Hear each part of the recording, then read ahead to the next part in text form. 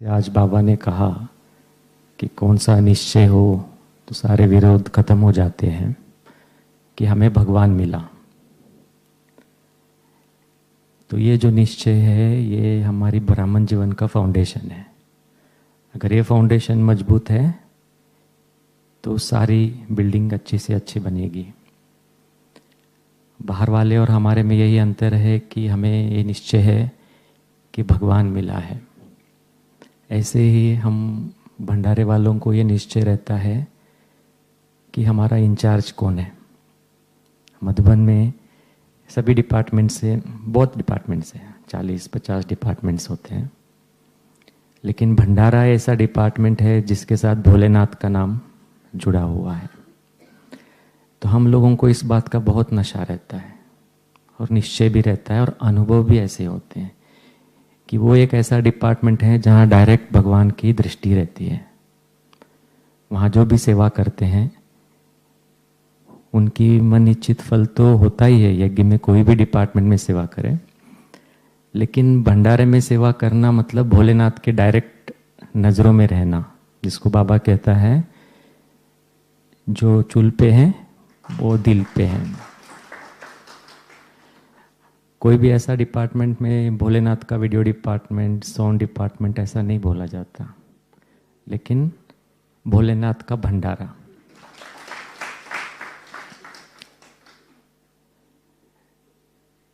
तो मधुबन में ऑलमोस्ट 25 साल से बाबा ने वहाँ पे सेवा में रखा।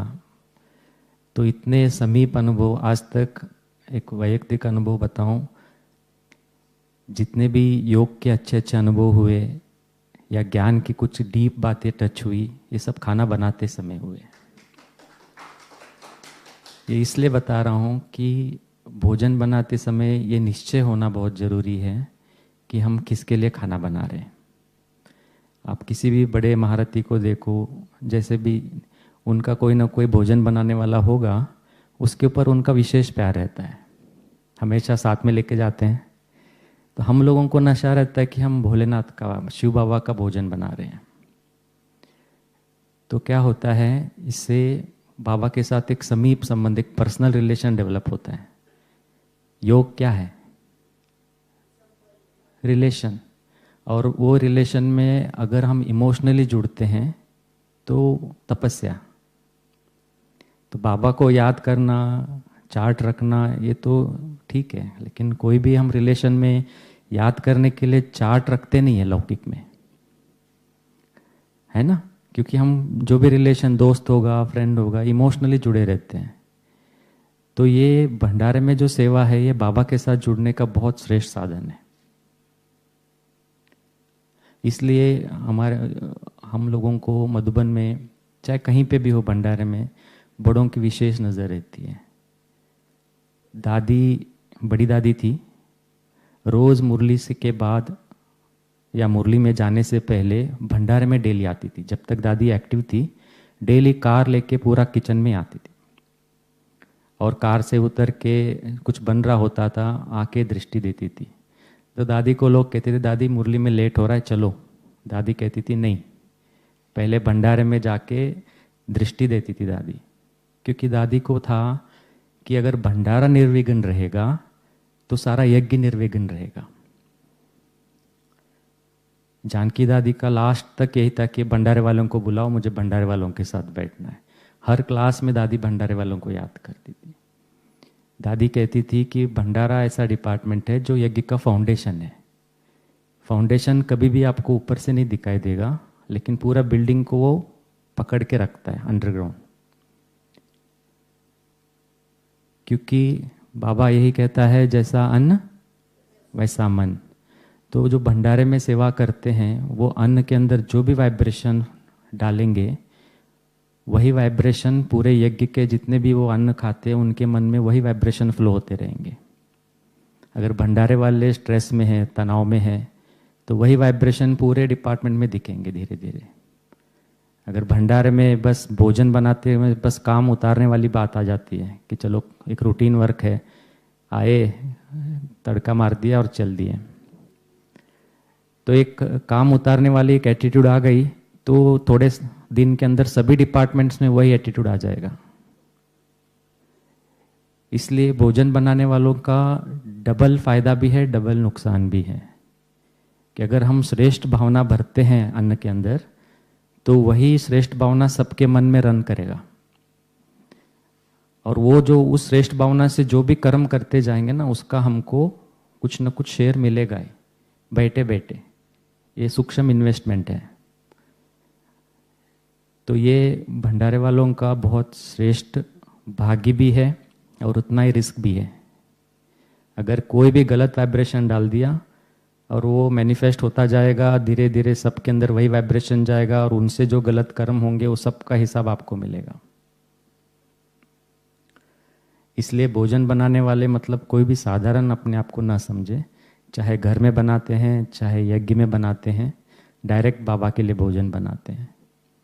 क्योंकि जब मुझे अच्छे से याद है, जब हमारा किचन बड़े भंडारा ओपनिंग हो रहा था 2012 में, सारी दादियाँ बैठी थी भंडारे में, वहीं भोग लग रहा था।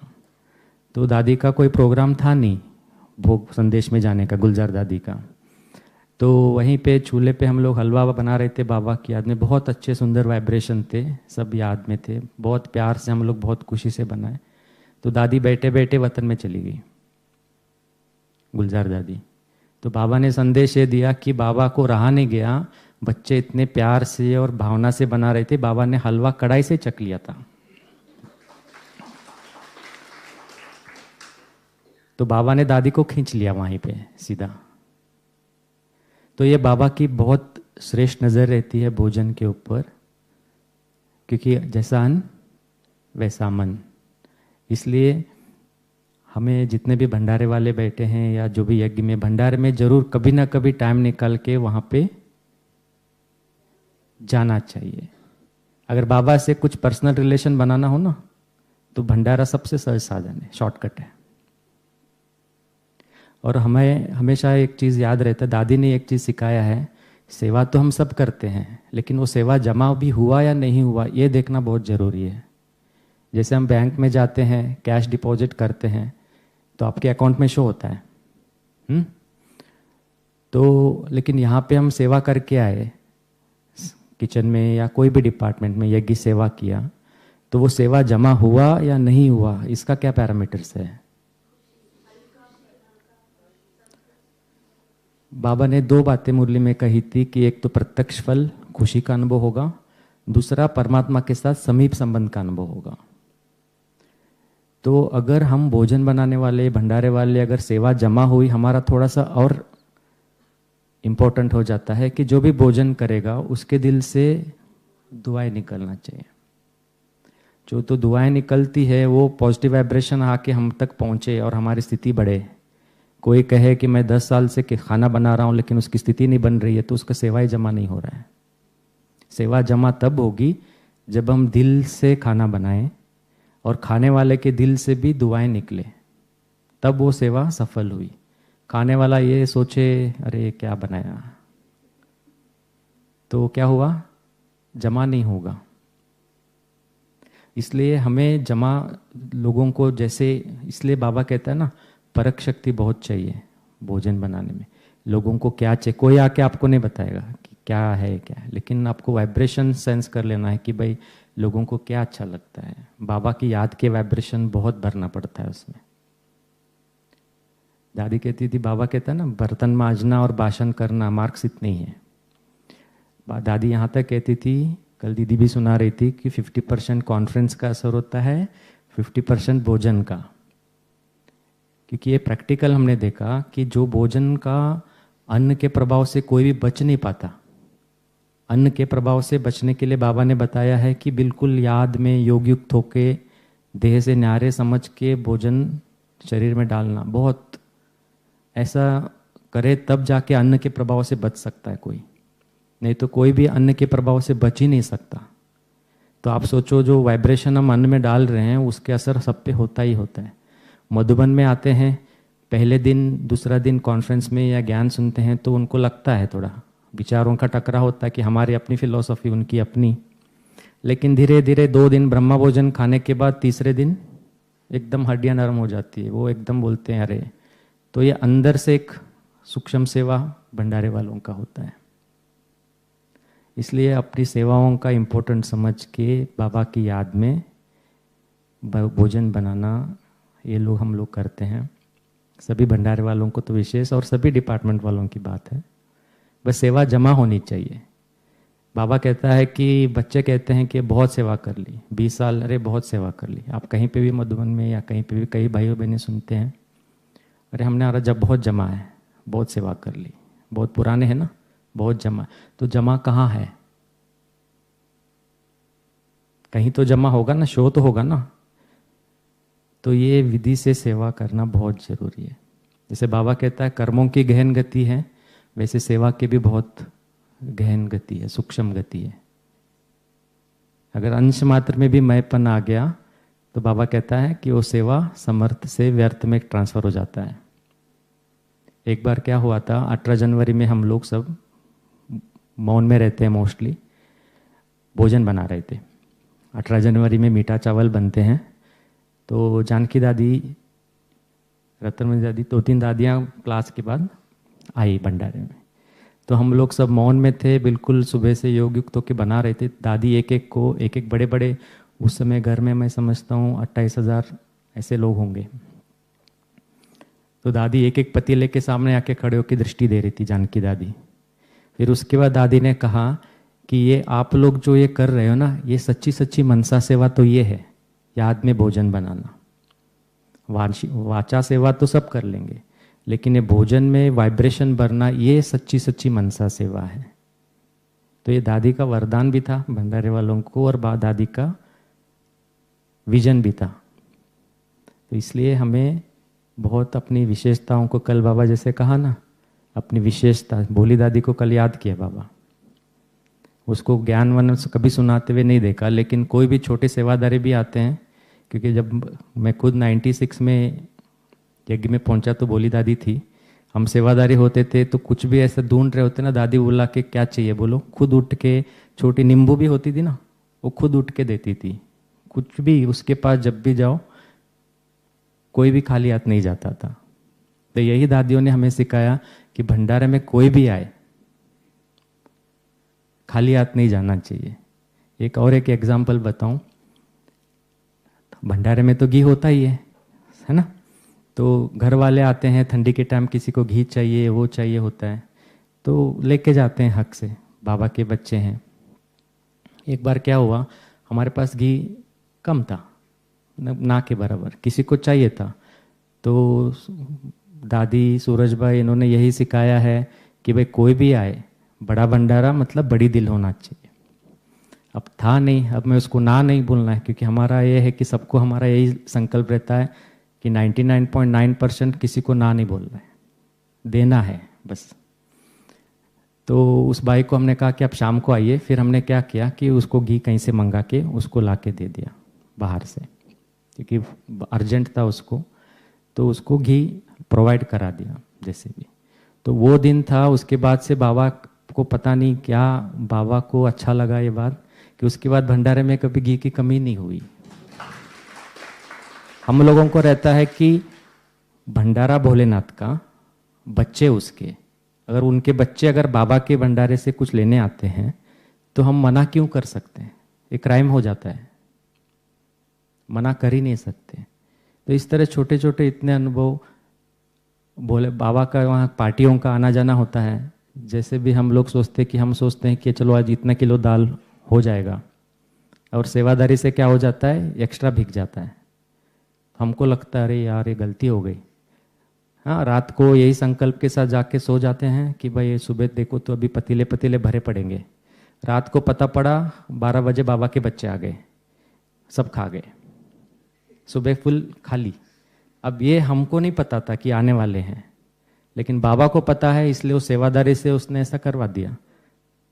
तो इस तरह से अनुभव भोलेनाथ डायरेक्ट भंडारे में चक्कर लगाते हैं। सिर्फ योग युक्त अवस्था हो तो महसूस हो जाएगा। ठीक है, ओम शांति।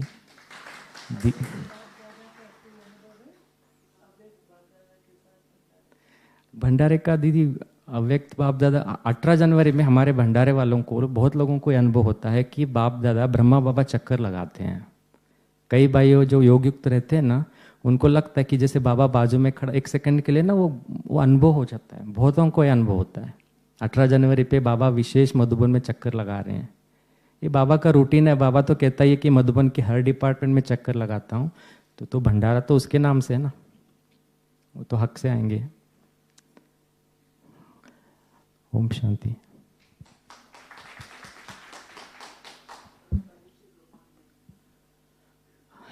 शरीर का नाम राजशेखर भाई, और पिछले लगभग 25 साल से शांतिवन में भंडारे में बाबा ने सेवा के लिए रखा है।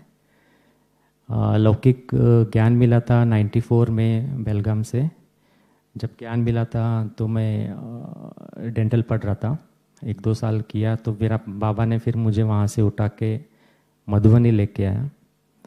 और लौकिक में भी सारे घर में डॉक्टर्स ही थे, तो मुझे उस समय था कि डॉक्टर बनूंगा तो क्या करूंगा ज़्यादा से ज़्यादा, कि एक डेंटल चेयर पे किसी की दांत साफ करते बैठूंगा, कम से कम यज्ञ में जाऊंगा तो पूरे विश्व की सेवा करूंगा। तो ये सोच के मैंने कहा कि, और ये ज्ञान उस हिसाब से बाबा ने मेरा पाठ यहाँ लेके आया, और उसके बाद से बाबा ने बहुत अच्छी सेवाओं का मौका दिया, और आगे भी सेवा करते रहेंगे। ओम शांति।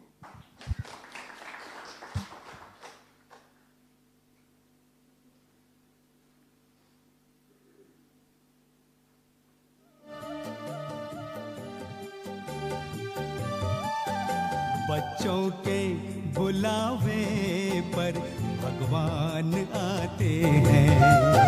बच्चों के बुलावे पर भगवान आते हैं। हर कार्य में उनका वो साथ निभाते हैं, साथ निभाते हैं। बच्चों के बुलावे पर भगवान आते हैं। बच्चों के बुलावे पर भगवान आते हैं।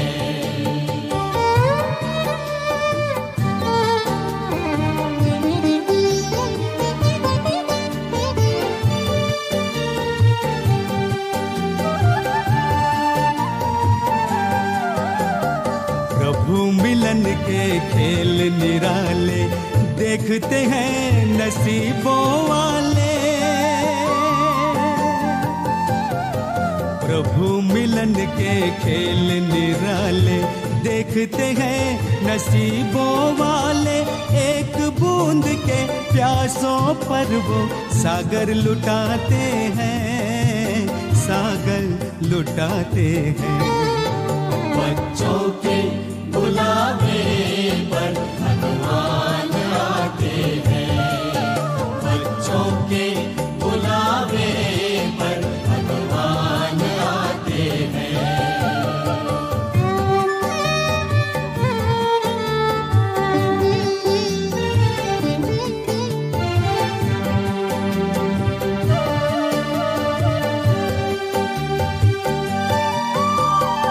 बच्चों में संकल्प जो आए वरदाता ही भागे आए।